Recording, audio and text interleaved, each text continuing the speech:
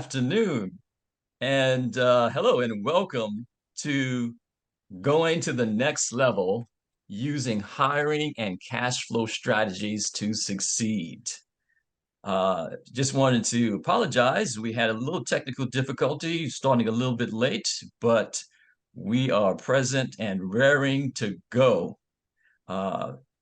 This is a panel discussion on determining when to hire personnel to your small business.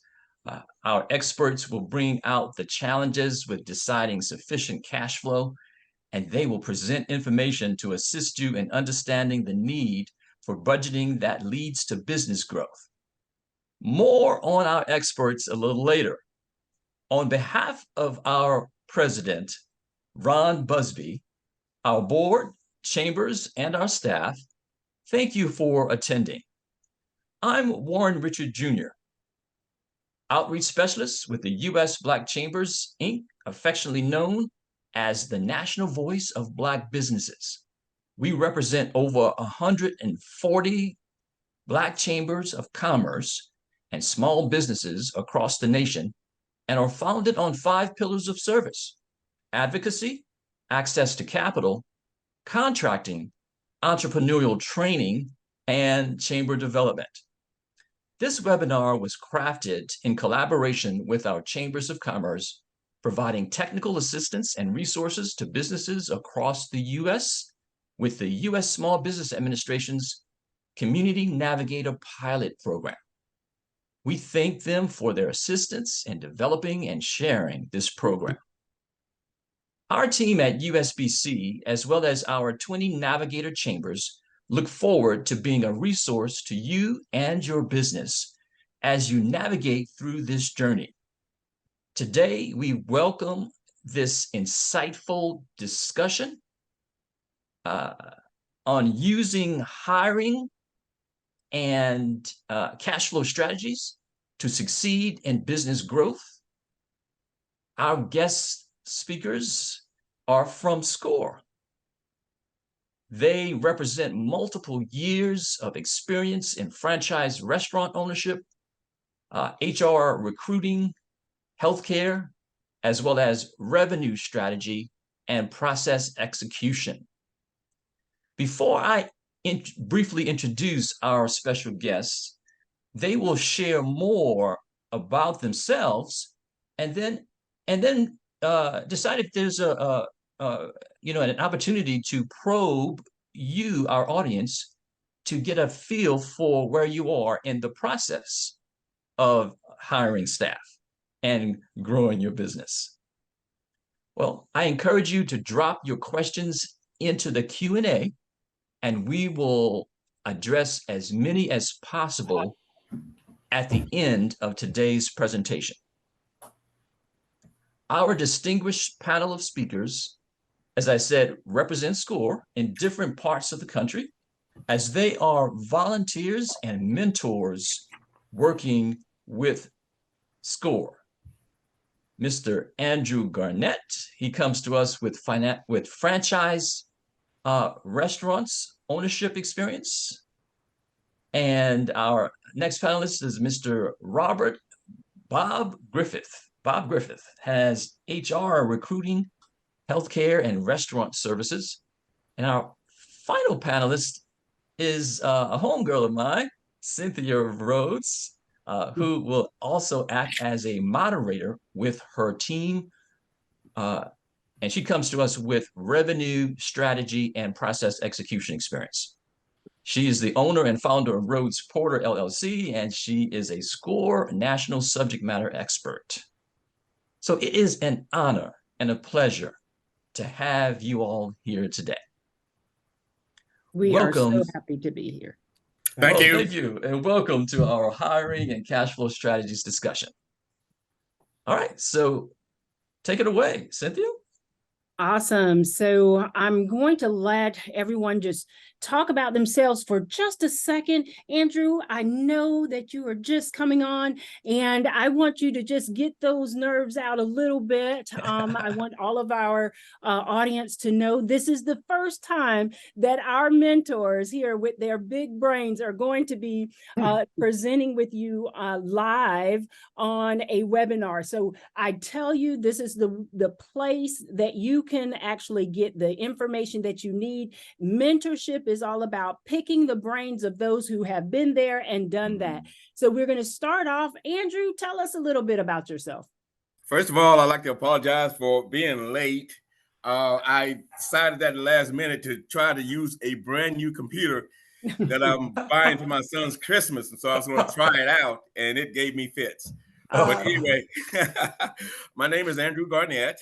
I am a disabled veteran that has decided to volunteer for SCORE to utilize some of the experiences I've had since I've been out of the military. I did 8 years in the Air Force. I have a business degree. I've owned 2 franchise restaurants, a pizza shop, and a sub shop. And I was lucky enough to obtain both of those businesses without any kind of bank financing whatsoever.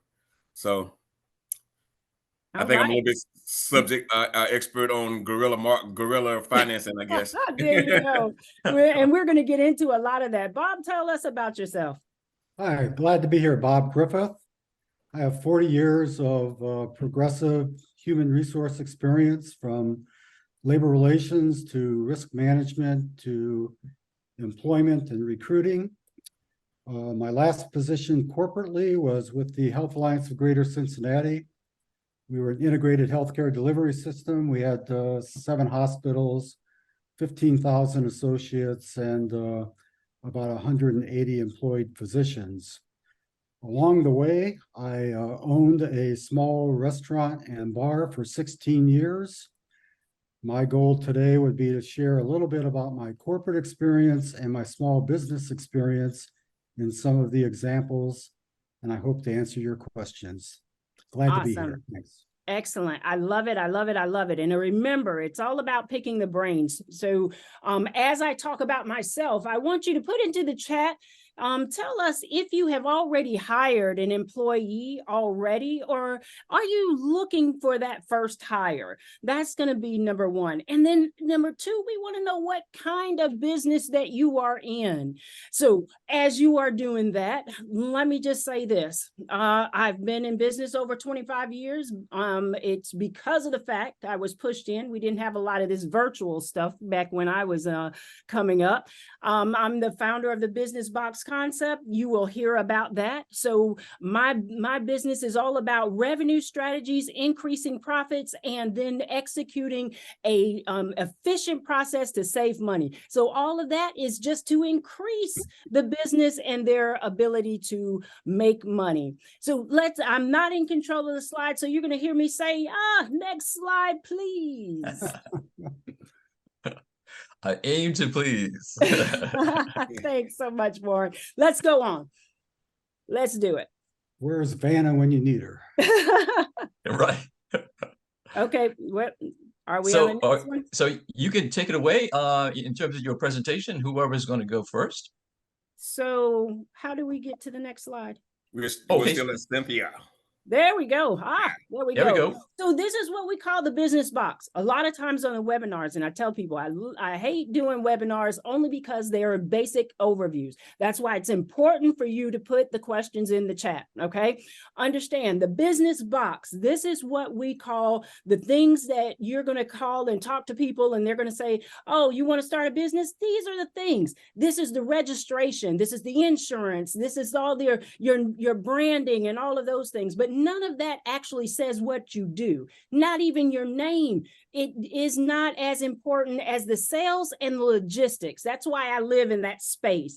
And that is where you determine what kind of business you are operating. Service business, product as a service business, or a business to business product. So that is very important, because when you start trying to add employees, you need to know exactly what you're going to use them for. So if you go to the bank, that's what they're going to want to know. You want staff members? What are they going to be doing? And what part of the fulfillment process are they going to work with? Are they going to be working directly with your customers, or are they going to be in that process of working business to business and actually making the products? It is very important that you know this about your business before anything, because this is how you make money. And you have to already know what that business model is to generate money in order to pay your employees. All right,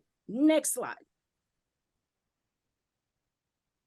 Okay, so as an employee, there's a thing called control that the IRS goes through.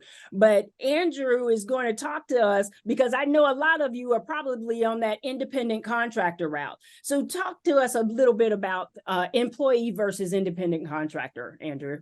Well, basically, you touched it when you mentioned the IRS. It's basically an IRS designation. You know, an employee is an hourly wage. You're basically going to be responsible for all the things related to this individual, their pension plan, their salaries, their insurance, their health insurance, their life insurance, or whatever kind of benefits that your company is going to provide to your staff. Versus an independent contractor is you basically going to be contracting these people. They're going to be their own business entities, and they're going to be subcontracting from you the work that you require. So you're not going to have the burden of worrying about whether you have to pay payroll taxes or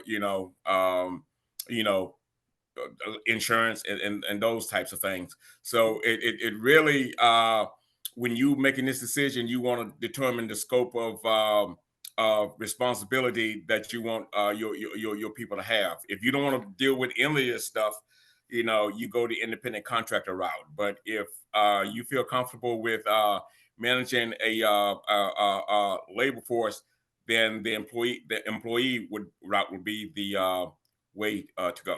And I'm going to tell you, this is the biggest thing. It's all about that control. As it's all three of us have had the employees in their business. So understanding control, and why wouldn't you want control? As we move on to the next slide, we're going to talk with Bob just a bit, because control, why not? What are those benefits and the drawbacks of control in a business? Yeah, thank you. Before I go there, I think it might be important to mention that you have a choice. And the first choice you have is, are you going to be an at-will employer?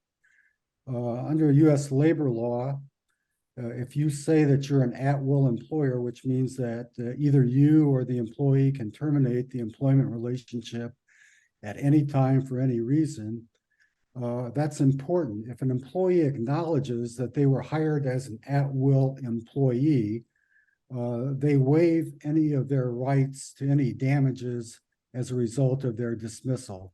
So I would encourage you, if you do hire employees, recognize and advertise that you're an at-will employee. So what are the benefits? The main benefit of do you hire or not is growing the business. My experience is, when you're starting a small business, as I did, you're very, very involved in day-to-day, in task, in putting out fires. You're working a lot of hours. And if you step back, the business is managing you. You're not managing the business. One of the benefits of hiring some assistants is to allow you to focus on the administrative side, the management side, the marketing side, the networking side, the branding side. So that is what I see for small business. You have the opportunity to step back and improve the business, grow the business. There's also a quality of life issue. If you're in a small business situation, you're working a lot of hours, hiring an employee at the right time will improve your quality of life and thus your decision making. Those are some of the things that leap out to me, Cynthia. Yeah, because understanding one of those things where you're talking about quality of life, being able to work on your business versus in your business becomes really important. And then a lot of small businesses, when they're starting out, they want the simplicity of hiring or bringing on, not hiring, but bringing on 1099 contractors because of the simplicity of pay and flexibility due to the uncertainty of revenue, right? But then they still want control. But understanding what are the drawbacks to that is also the signs of being able to be responsible for those people that you actually come in and have represent your company. Because employees, it gives you, those rules and those policies that you need. It could be a drawback in the fact of having to produce those documents and for submittal and having people adhere to them. But then at the same time, these are the people that's going to represent your company. It's like a parent-child relationship, and you're responsible for what that employee does in your name. So why wouldn't you want these type of documents? So not let those things be hindrances, but a help into your business. Now, next slide. So now that you've decided that you're going to want that control and to have people represent your business, maybe step out, we're going to talk about how to financially budget and prepare for such a huge undertaking. In the service business, the cost of human capital could be really high. I know in our business, it's like 50%. In the restaurant business, what are you looking for, Andrew? And next slide, please. As far as in the restaurant business, well, in the restaurant business, normally the advantage you have is the minute you open your door, you have a revenue stream. So when it makes it a lot easier to budget, budget for labor, and it also takes the burden off of having to acquire so much money up front when you having to do a business plan and a financial plan to go to a bank to ask for money. So any other business, you would normally have to have a substantial amount of capital up front, which will require a financial plan and budgeting to the point to where you would be able to go in and talk to a financial officer and answer all the questions in terms of what it is you need in terms of your staffing and your labor force. Yeah, and so we went ahead a whole slide there, if we can. That's why I like control, right? Right. Yeah, because we're talking about recruiting right here, so yeah, if we can go that's why I back. paused. I was looking at the let's slide. go back. Yeah, we go. Oh my gosh, because we want to talk really about about that money first, because that's literally what happens is we have those things that we have to take care of. Can we afford to bring on those employees? And I'm gonna tell you, this is completely off. So if we can, let's just jump right in with the slide we are. Can you afford it? Can you share control and your willingness to delegate the work that you have already assigned? Bob, talk to me a little bit about being able to afford employees. Yeah, step one is, do you have a budget? I've seen a lot of small businesses embark on starting to hire people, but never thinking about doing a cost-benefit analysis, if you will. And it's kind of simple. I use the example, let's say that you want to hire a part-time bookkeeper. What is the cost of a bookkeeper 20 hours a week? And what does that save you in terms of your time?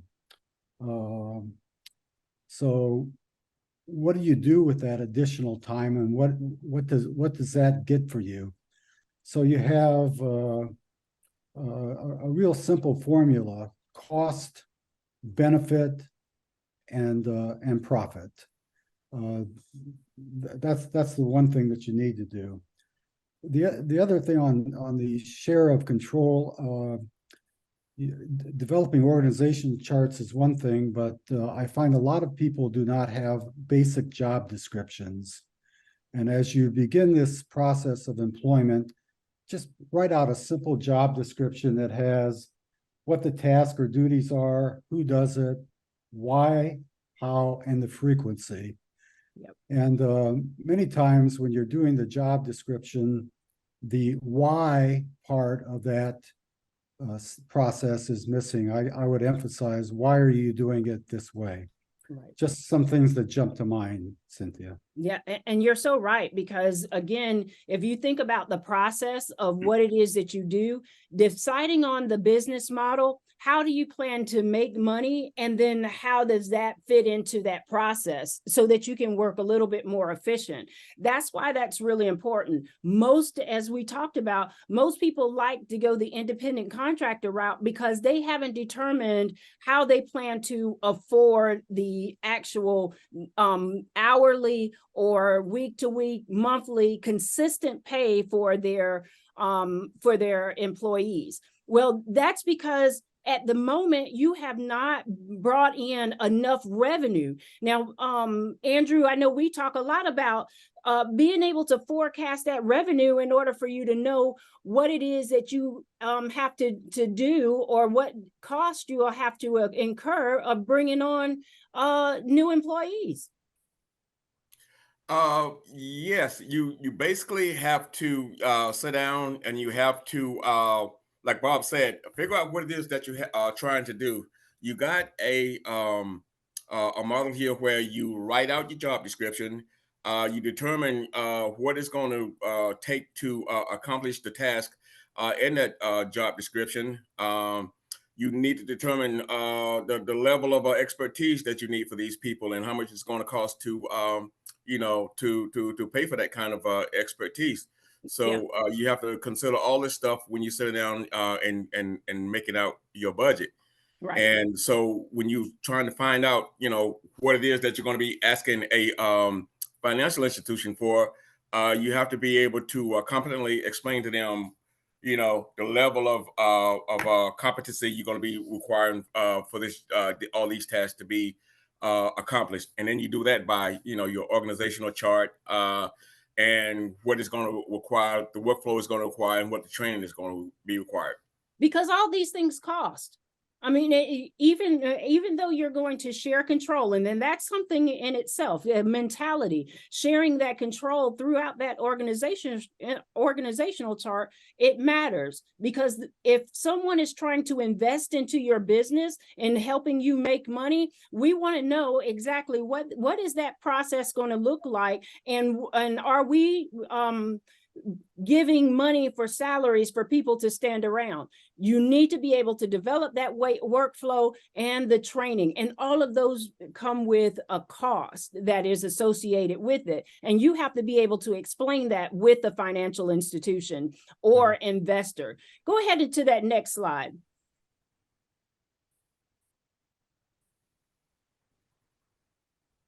Oh, I don't know. I'm gonna work on getting some control around here. I love it. So, okay, I know that we have a good amount of people on the chat on the call today. So make sure you please put some questions. They can be confidential. You can put those questions in the chat box. But we're going to start talking about recruiting, because let's say you have some job descriptions. You know what you want people to do. We want to be able to find the right employees. How do we find them, Bob? There are a lot of ways to find them. If you already are in business, perhaps the best source of new employees are current employees. That's been my experience. They have skin in the game. If they want a coworker that will measure up to the job requirements, and many times your existing employees are your best source of employees. Mhm. I look at my background, look at schools and universities, depending upon your particular needs. Many high schools have co-op programs where students work 3 or 4 hours a day. Most of you probably at this point have what we call a bail. You have a banker, a relationship. You may have an accountant. You may have an attorney. You may have an insurance agent. Those are resources to help you. And I found that many times go to people that you already are working with, and they could be a good source of employees as well. The one thing I would mention here is two things. As you begin this process of hiring, this is important to your brand and your reputation. Every interaction that you have with a potential recruiter or a potential employee, think of them as potential customers, and manage the recruitment process as though everybody involved is a potential customer or a referral to your business. The other thing that we talked about as we were preparing this is always do background checks. I can tell you that in both my professional life and my small business life, not doing background checks has cost me a lot of money and a lot of pain and a lot of time. There are great organizations out there. It's very easy to do. It's cost effective.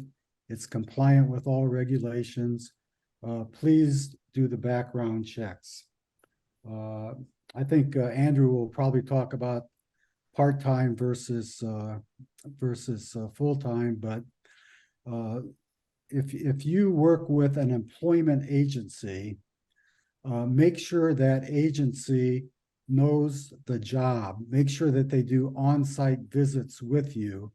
They'll be more effective in referring you quality candidates if you take that step.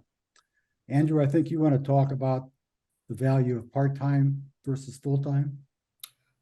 Yes, it starting out, you need to make a determination of whether the jobs that you have available can be accomplished with part-time help or whether you need full-time help. And that also is one of the things you need to consider when you filling out your budget and going in requiring financing to finance your labor force. Part-time is, can you get by with these people, have them work up to the point to where you effectively need them to accomplish the task that you need, and then you can let them go. Dealing with part-time though, that's a morale issue because most people come to work to make money, and they don't want to, be halfway through a work day and there's no business to be had. You can't have them standing around if there's no business to be had. But they actually need to be putting in labor. I mean, putting in hours to make a check to pay for bills and things that they might have. So you have to be very careful when you're managing part-time employees because you're dealing with a potential morale issue there. Versus a full-time employee, are you going to have him as an hourly, him or her as an hourly employee, or are you going to be salary? Salaries is a little bit tough because you have to keep them around whether you got work or not. The hourly employee, like I said, workflow determines, whether you keep them around on the clock or not. So you have to be really careful when you're managing that because a lot of times you'll lose a person if you can't keep them busy enough to where they can make enough money to do what it is that they are working for in the first place. And that is so important on dealing in cash flow and understanding how to budget the dollars and managing your time right. And that again goes right back to how you plan to use the employee. How do you plan to use the time that they're with you? And I know that I mentioned earlier about control. In the world of employment, we talk control as far as being able to dictate time and usage of materials and all of those things, that there are the triggers to determine whether someone is an employee or whether they're an independent contractor, because that actually has a lot to do with how you manage your money, because independent contractors are paid with one solid check into your expenses, and then your employees will have the taxes, the benefits, all of those things, are those compliance issues. And so the IRS is looking for what is the control factor as an employer.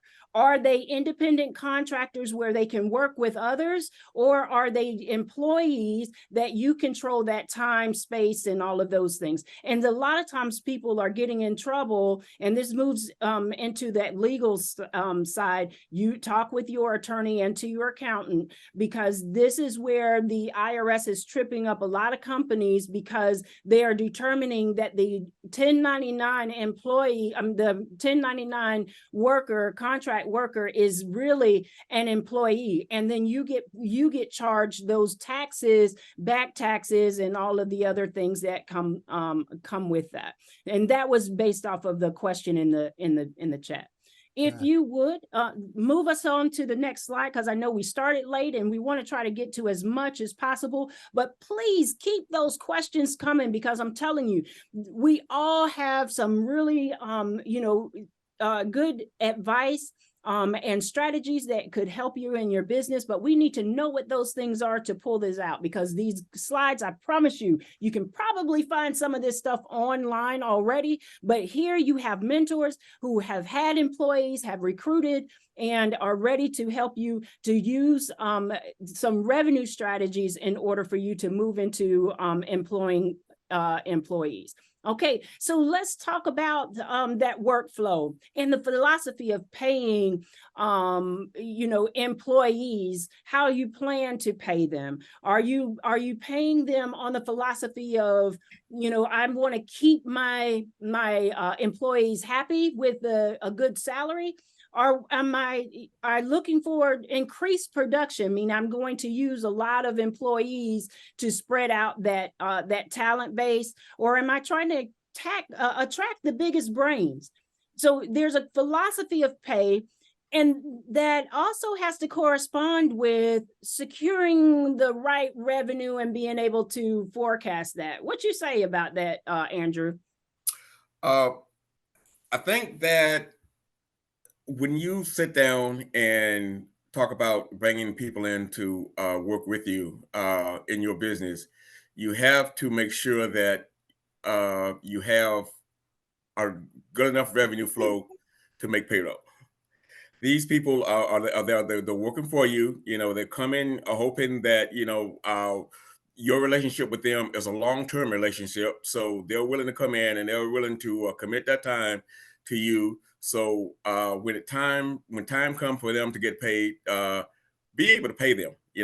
This is what we're talking about: going in and budgeting your money and talking to financial people and making sure that those revenues are there when it comes time to make payroll at the end of whatever pay period it is, 2 weeks, a month, weekly, whatever.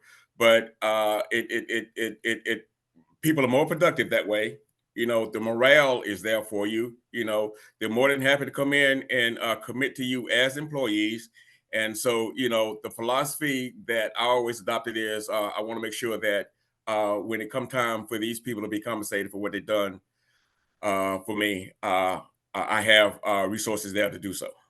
Now, Bob, I'm going to bring you into this, but before I do that, I'm going to tell you, when we start talking securing revenue, the first thing that comes into mind in my business is about business to business. I need someone on contract. That means that I can forecast that revenue. I need to, or in other businesses where they want to put people on subscriptions for 6 months, or they want some type of guarantee monthly, so that they can forecast that revenue, so that they can plan out employee time as well as pay. Talk to me about creating that budget and having data. Let me see if I can make a couple of statements. In retailing and in small business, you have sales. Everybody has sales, and everybody has gross profit. Just remember that revenue and gross profit are different, and you pay the wages and benefits from the gross profit dollars, not from the sales dollars. And starting off as a small organization, sometimes we lose sight of that. And when we did budgets in the little restaurant that I owned, keeping records, I think Andrew mentioned, is critical for the future if you're going to go to a bank or another institution for future capital. But for example, let's say you're in sales, and a new sales associate you're going to hire at 20 hours a week at so much per hour. That equals X dollars. Your typical gross profit is Y. So let's say that's 50%. So that is Y dollars. Your gross profit minus gross profit dollars minus your wages equals the profit. And when you do that, just that little exercise, you'll find that many times the sales at that gross profit are not enough to pay for that employee's 20 hours. Just do that analysis a couple of times, and that will also set an expectation in this example of what your expectation has to be sales-wise for that new sales associate, if that makes sense. And it makes perfect sense. And in our company, we have what we call the RP effect. No, it doesn't stand for Rhodes Porter. It's it's revenue minus process equals profit. And this actually gets the mind going on literally what is it that we are going to pay to help us make money to create profit. So what are we selling? And then what is the process to fulfill what we actually sold? Not the office, not the computers, not all this stuff. What is it that we are going to sell to create revenue? And then what is it that is the process to fulfill only? And that is literally the revenue, sales, and logistics. And if you keep your mindset on that, you're not spending money. You are literally creating the process to fulfill orders. And if in fact you have not set aside a way to make revenue, meaning have solid way, a solid business model. Let's say you are a contractor and you have a skill. You need to sell the skill first, and then you can fulfill based off of what you do, and then who else you need to add to the team to continue to fulfill that order. So the first thing you do is always sell based off of what it is that you can do first as a contractor. And then you add more people in to fill the gaps of your weakness. That's the basic SWOT analysis of making sure that we are building a solid business and a solid business model. And again, that's definitely from the chat and the questions. Please keep them going. When I tell you, these guys have some huge brains. You have to be able to just take that wheel and just keep it moving. So make sure you put those questions inside the chat. And if we can go to the next slide, because I know that we're running out of time. Talk to me about some compensation models. Both of you can jump right in here. I know that I like to talk about the startup culture because of the segmentation of job descriptions. So talk to me about those, either one of you. I would start by just saying, remember that compensation is a lot more than just pay and benefits. And it varies by the individual. Some people are looking for hours of work. Some people will work weekends, some will not. The location, where is your business located? Is there transportation? What are the benefits? What is your reputation as an employer? The stability of your company. How long have you been around? Just a quick example, when I was in healthcare, there's a shortage of nurses nationally. Most people know that. Everybody was paying the same. There was one hospital in Cincinnati, not ours, that had a distinct advantage. They had on-site daycare, childcare at a reduced rate. We couldn't compete with that. We could not compete with that. So they had a real advantage in attracting a segment of the nursing population that was more important than anything else. In terms of what's going on today in the marketplace, hiring bonuses and referral bonuses are being used extensively. The hiring bonus is typically something that will get people to you and paid after a probationary period, which you determine of 30, 60, 90 days. It can be paid in lump sum at the end or proportionately during the probationary period. I think the most effective kind of bonus that I've seen are referral bonuses. Your existing associates or employees refer somebody. You hire that person, perhaps with a bonus, perhaps not. But if the new hire is successful, the referring employee gets a bonus again at a certain period of time. But then they have buy-in, they have skin in the game, and they're going to help you make that new employee successful. Those were a couple of things that jumped to mind, Cynthia. And you're right on target, because number one, buy-in, and that goes back to what I like to talk about, is that culture. Some people want to have the whole process for fulfillment. They don't know what's going on in a large company. They get only segments or titles or tasks to complete over and over and over. But in startups, the beauty is that you see that process from start to finish. And I sell people on that, because they won't get that anywhere else.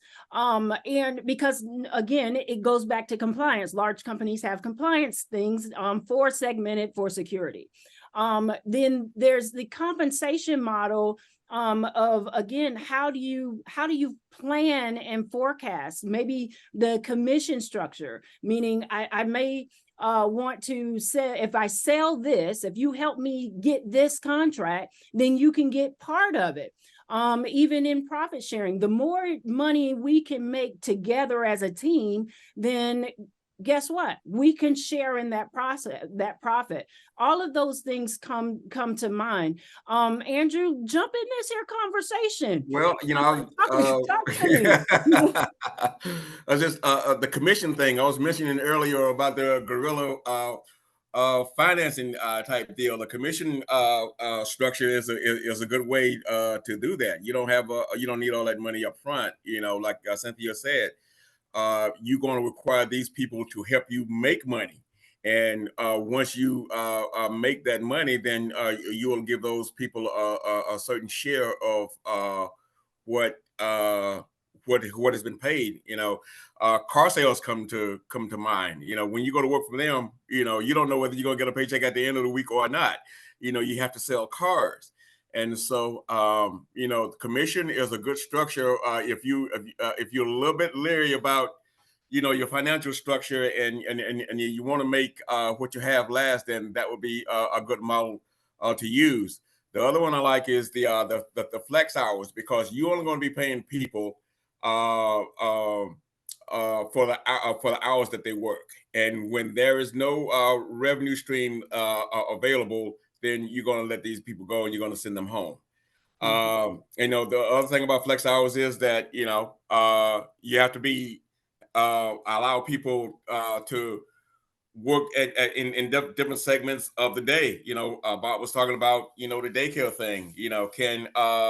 Can these people stay at home during the day and then come home, come to work later on when there's no kids to take care of or whatever. So you have to kind of be able to schedule around the peak revenue periods, so that you can maximize the amount of profit that you're going to be making.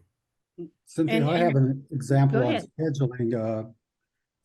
I worked in food and drug retailing, and I used what I learned there for my little bar restaurant business. But in my little bar restaurant, I knew on Mondays that always represented right at 10% of my weekly sales. So I normally did $1,000 on Monday, and that would be 10%. So I do $10,000 a week.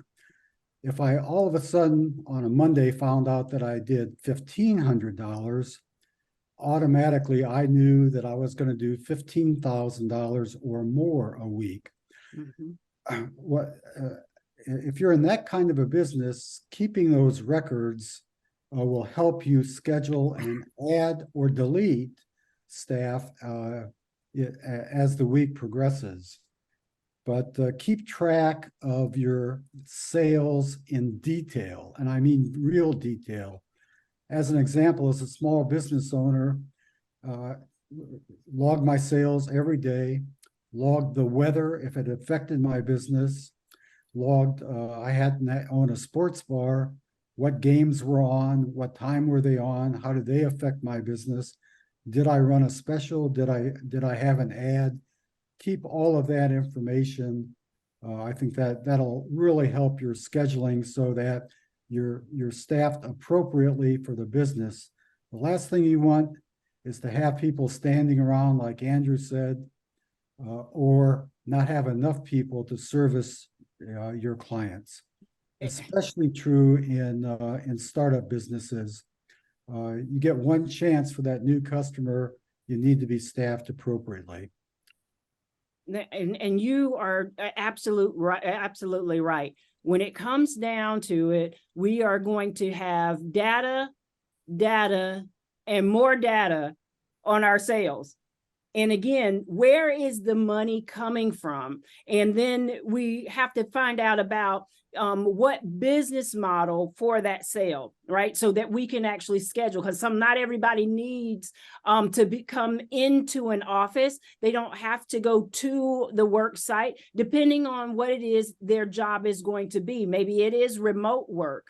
So making sure that we have the data to say, this contract is on this type of schedule. I only need these people these days. Or I need, this amount of hours during peak season. If I'm a seasonal type business, I'm going to furlough until business picks up. These are things that we can only tell by having the data and being able to forecast. One of the questions that we had in the chat was about the subscriptions. This, again, if in fact you have, let's say, some type of product as a service business, or some type of product business where you can actually put people on a month-to-month contract, those are subscriptions. Those are the things that we can use in order to forecast revenue. That's why people always want you to sign up, because we want to know the cliche terms of customer lifetime value. We want to know the churn. We want to know all the little buzzwords that we're not going to get in today, but these are important because it allows you to plan and budget for employees, keep them happy, keep them working, and actually tells us exactly what they plan to do or what we plan for them to do when they come into work. Let's go to the next slide. I know we're getting tired of looking at this one.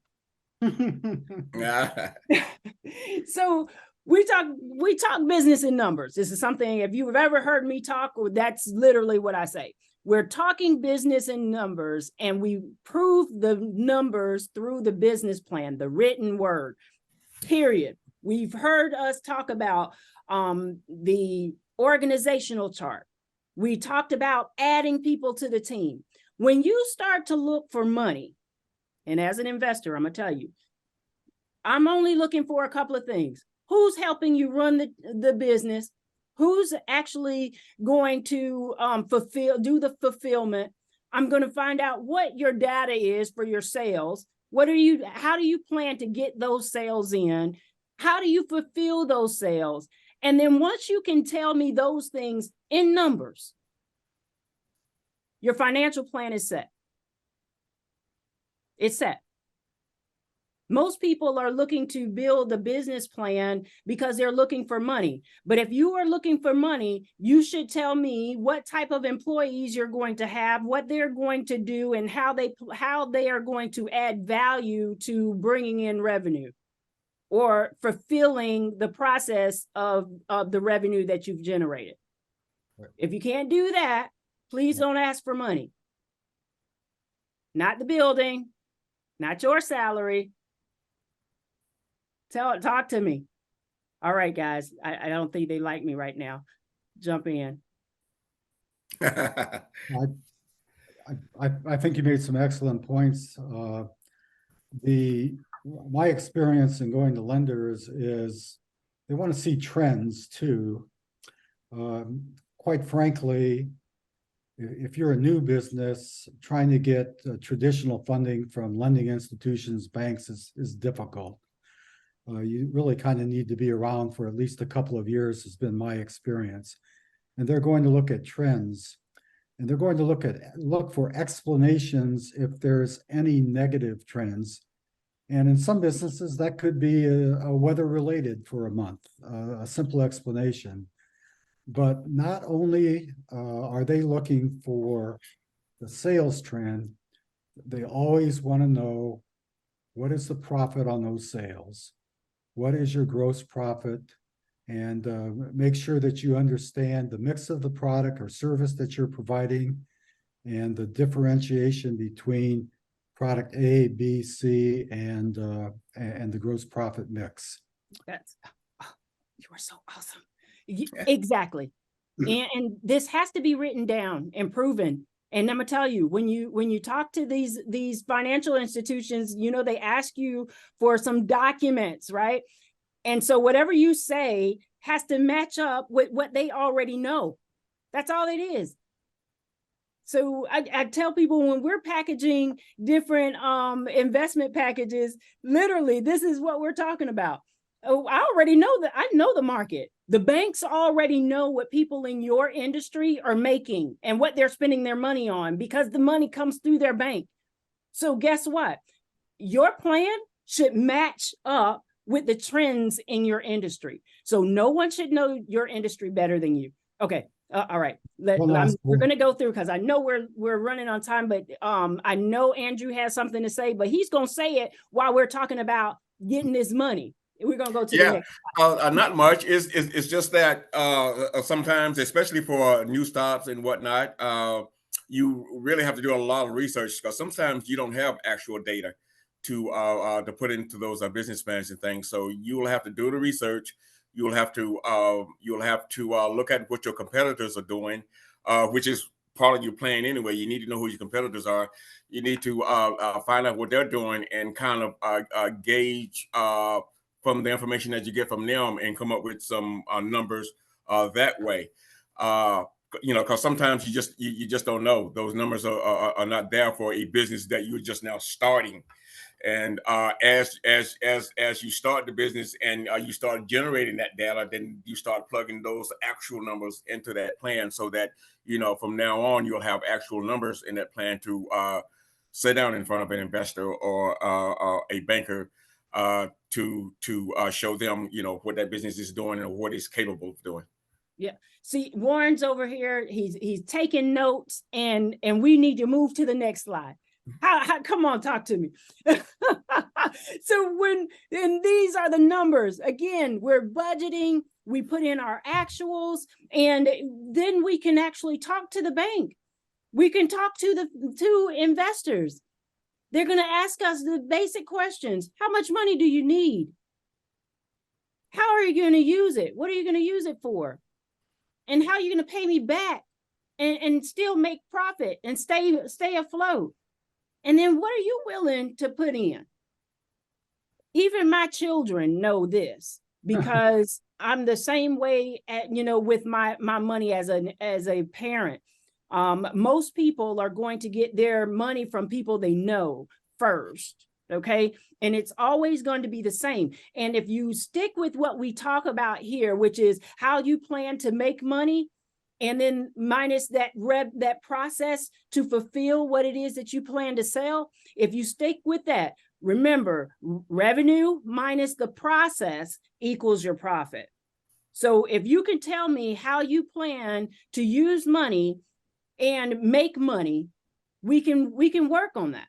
And we can finance that. But if you're talking about just your salary or some building, then that's not it. So we want to make sure that when you go and talk about funding, you are and hiring employees, that organizational chart, how you plan to use that staff, and how they add value to your sales is going to be important. So I know you guys have some stuff to add. But instead of us looking at this slide, we're going to jump all the way to the end to see, yep, one more. Oh, there we go. How do you get in touch with the mentors? How do you get in touch with us? This is here. Now, continue to ask questions. If you can't get it on here, because I know that we're running late. We started late. We started late. But we got it all in. But I know that if you have more questions, I want you to throw some in the chat. I want you to email. I want you to find us on LinkedIn. I want you to ask those specific point questions, because when it all comes down to it in these webinars, when it comes to business, the answer is always, it depends. Right. And it's that way because no two businesses are alike. Their process is not alike. That's why we call them differentiators. Okay. Any questions? Any value adds? Bob, Andrew, talk to the people. If you're in retailing, use gift cards, because only 75% of gift cards are redeemed. And that's an industry number, a national number, any kind of retailer. So you sell a gift card, you get the money up front, you got the time value of money, and $100 in income typically is $75 in expense. And that is perfect. And that goes right into that box of revenue. I know that we've talked offline a lot about generating these creative ways to generate revenue for those service type businesses or restaurant businesses. You guys have some really great experience in that. If we have time, I can comment on that. That in the restaurant business, particularly with startups, you're going to your customers or friends and offering them a package that says, give me $2,000 to help my startup business, and I'll give you $2,500 in goods and services, excluding tips and taxes. An easy way to to raise money. They're going to be in your place of business. I don't care if you're giving massages, if it's a health studio or a restaurant bar. And they're going to be telling their friends and neighbors because they're going to want you to succeed until they spend that $2,500. You are so right. I'm loving it. Any additional value add, Andrew? No, it's just mine is coming from the restaurant perspective also. Just notice the different types of fundings that's available out there for you. When I started mine, both my restaurants were severely undercapitalized. And I was fortunate enough to, when I opened the door, the doors were blown off, and I was able to make up those shortages with cash flows from the business. But that was also some owner financing. The vendors, were there. They provided some credit and that kind of stuff. So there are various different ways that you can fund that business and that cash flow to be able to have enough revenue stream to be able to to create a budget for your staffing needs. So just when you sit down to plan your business, write out all the different ways that you can gain access to funding. When I tell you that is, I mean, that's a cliffhanger, because we haven't even talked about ways to save money in the process area, as far as the credit with your suppliers and your vendors. And oh my gosh, I'm telling you, we can go on and on and on. And when I tell you, we know this stuff, we live this stuff. This is what we can do. Have you call, email, LinkedIn, score.org, find mentor, find our name. Contact us. You need specifics. We can help you. Warren, go ahead. Thank you so much. Oh my goodness, this has been outstanding. I'm glad that we were able to give our speakers a few more minutes. To our audience, thank you for hanging in there with us. I believe they have delivered exceptionally. And so when Cynthia told me that her team have big brains, they have delivered. Absolutely. So I won't go into, I was going to kind of do a summation, but one of the things that I thought that was outstanding was, and everything was just excellent, but I think that, I'm a detail person myself, and when you write down things, and when you put down, have the kind of detail, and it has to be detail on stats, that fuels the opportunity for growth, just to have all of that ready to impress the banker, or impress the financial institution that's thinking about giving you money. I mean, that's excellent information. So I just want to say a big thank you to the SCORE team. It's been outstanding. As you can see, their email is there. If there are any questions that our audience, if you have any questions that we did not get a chance to address, or if you thought of it after the webinar, please make sure that you share them with us, because there'll be another opportunity that we're going to be able to get those questions to our team here from SCORE, and we will make sure to pass on their answers to you. But also, as you can see, that you're able to get in touch with them using their emails that they have provided with us.